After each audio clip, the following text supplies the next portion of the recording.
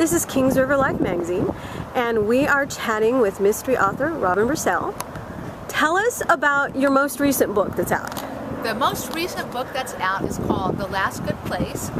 It is a continuation of the Carolyn Weston mystery series, which came out in the 1970s.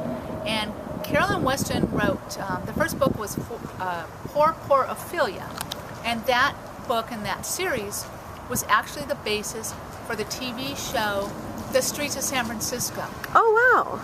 So if you actually watch some of those old reruns, you'll see that it'll say based on the novels by Carolyn Weston right on the front of every, the opening page, I guess you call it, opening credits maybe. So I watched read the book and then watched the first episode and the pilot, and it's actually, very close to the original story.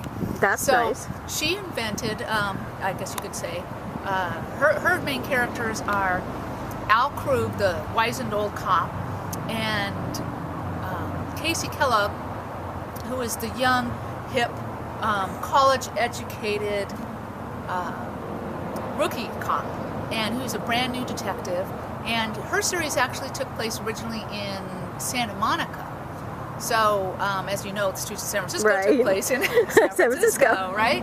So, when this new publishing company, a very small press, they bought up a lot of out-of-print books, and they wanted to bring these back because they were great books, and they thought people would enjoy reading these different books. And this is one of the series that they bought the rights to. But they thought because the story was, the characters were great, and the story was great, and The Streets of San Francisco was a very popular show, they were wondering if maybe the series could be, continued. So they called me up because I had done the Kate Gillespie mystery series back in, it's been a little while, back then, so a few years ago.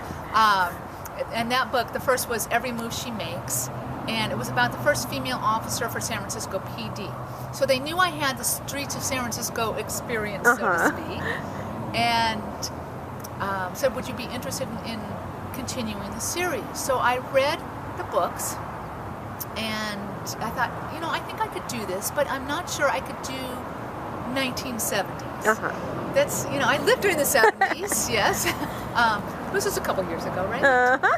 And they had kind of an interesting way of speaking back then, if you recall. Everything was groovy and hey man, and but more importantly, police work was really different back then. So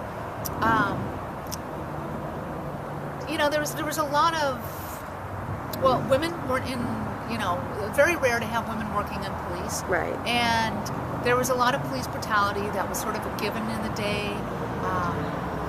The police have made such progress, and yes, there's still issues going on, but it was a different era back then, and it wasn't an era that I really wanted to particularly write about, because I have a real hard time if I were to see any police officer acting in that way, roughing somebody up when they shouldn't be. My opinion is that person belongs in jail, and so I didn't want to revisit the 70s, so I decided update. And then the question was Santa Monica or San Francisco, and we thought, probably more people are going to be familiar with The Streets of San Francisco if they haven't read the books. So we moved the whole thing to San Francisco present day, and continued on with her same characters, even though in the TV series it's Lieutenant Mike Stone, I believe, and I can't remember who Michael Douglas's character is offhand. But anyways, we came up with a couple different. We went with Carolyn Weston's original characters. So that book's The Last Good Place, and it continues the series. It leaves off. It's updated for today's audience. Are there going to be more books in that series? Possibly. So a lot depends. Right now, I'm co-writing with Clive Cussler, and we're working on book number 8 for the Fargo series. And Sam and Remy Fargo are treasure hunters. They travel the world. They're multimillionaires. They donate the proceeds of their treasure hunting to charity, which they have a number of charities that they run. And so they were looking for a new co-writer, and they'd read my Sidney Fitzpatrick FBI Forensic Artist series. And it sounds like a big commercial, but hey. And particularly the Bone Chamber, which has a sort of a treasure hunting feel to it, and the Kill Order. And they liked what I did, and they, as in Clive Cussler, his publisher, his agent, you know, Mm-hmm. they decided that they thought my style of writing was a good fit for the series. And so I've actually just finished up with Clive book number 8 in the Fargo series, and that comes out September 2016. Don't yet have a title. Hoping, you know, that maybe I'll find out soon what it is. I'm as excited as, you know, the next person to find out. And he has a big following, so that's going to be really exciting to see what happens in that. And how does that work exactly? Well, you know, it's kind of interesting. There's actually a couple interesting articles that I just read, and I thought, yeah, that's how we do it. Happened to be Googling Clive Cussler's name, and one of my friends told me that there was an interview, USA Today, came out in 2013, and then a more recent interview in Publishers Weekly, and where he discusses the co-writing process, because he has a number of co-writers that he's used. He's got several series, and all right, Bert. We got the birds here. And so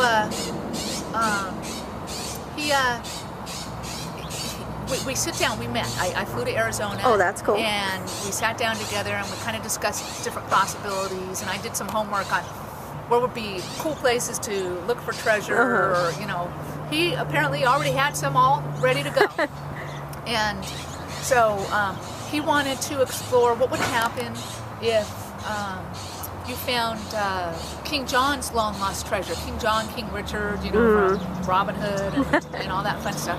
So, so we started looking into King John. You know, the treasure is supposed to be worth about $70 million today. Wow. And yeah, that's a lot of money. And you know, the gist of that is that King John was traveling through England, which was, you know, almost being overrun by half the barons, and France was invading, and he separated from his treasure in the fens, the marshlands on the east coast, and he went one way, the treasure went another way, because it was like a longer way, and he needed a shortcut because he was ill, and he ended up dying. Treasure was never found. Oh, wow. So it's like, what happened to it? Yeah. So we explore that in the book, and so it's been a really fun process. You know, he's a master storyteller, and he's I've learned a lot from working with him. So I started off with, you know, I wrote like the first 100 pages, I think it was, sent it off to him, and, you know, and then he does his magic to it and sends it back, and so we just sort of go back and forth and hash it out. It's been a lot of fun. I'm looking forward to seeing the finished product, and I haven't seen the cover. I don't know the title yet, so, you know, actually just sent it in yesterday. Oh, wow.